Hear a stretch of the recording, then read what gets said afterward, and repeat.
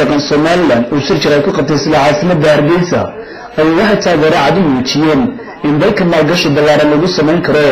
waxaana sidoo kale hoosta ka xariiqeen in shacabka Somaliland looga baahan yahay in meel ka wada istaagaan sidii maalgashi lagu sameyn lahaa dalka salaadinta iyadu ka hadlay madashaasi ayaa waxa ka mid ah Suldaan Ibrahim Jaamac Sanatar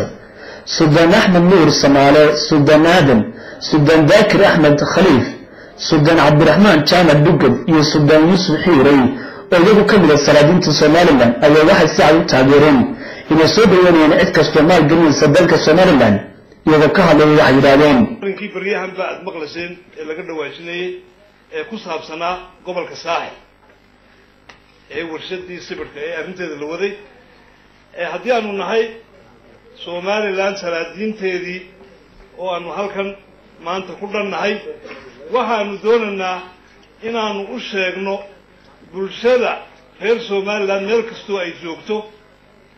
in arrinkaa haddaanu nahay madax dhaqameedyadii ee Somaliland inaanu u sheegno dadweynaha in dhulka Somaliland meel ka uu yahayba bad iyo bariba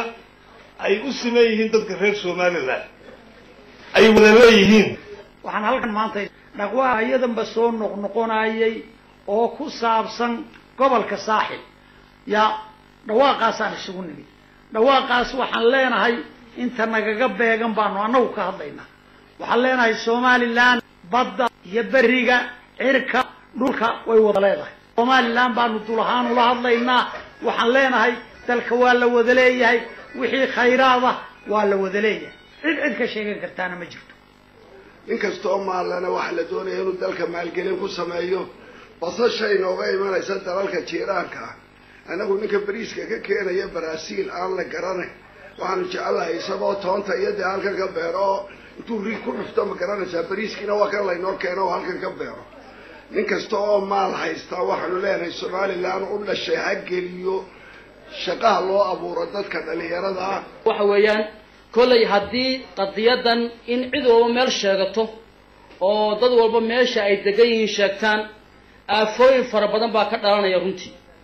aafooyin ka dhalanaya waxa weeyaan waxay naga dhawaajinaya waa ka dhalanayaan ummad aan dhul lahayna oo ummadaha kamidana waa ka dhalanayaan iyaguna inay meel ay sheegtaan waayaan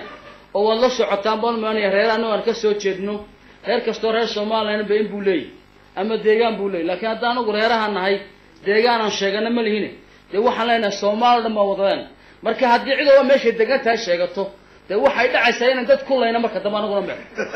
ururnay qodobka isaga waxa la doonayaa qodobka isaga dhowr iyo 10 gobol ma 6 gobol ee Somaliland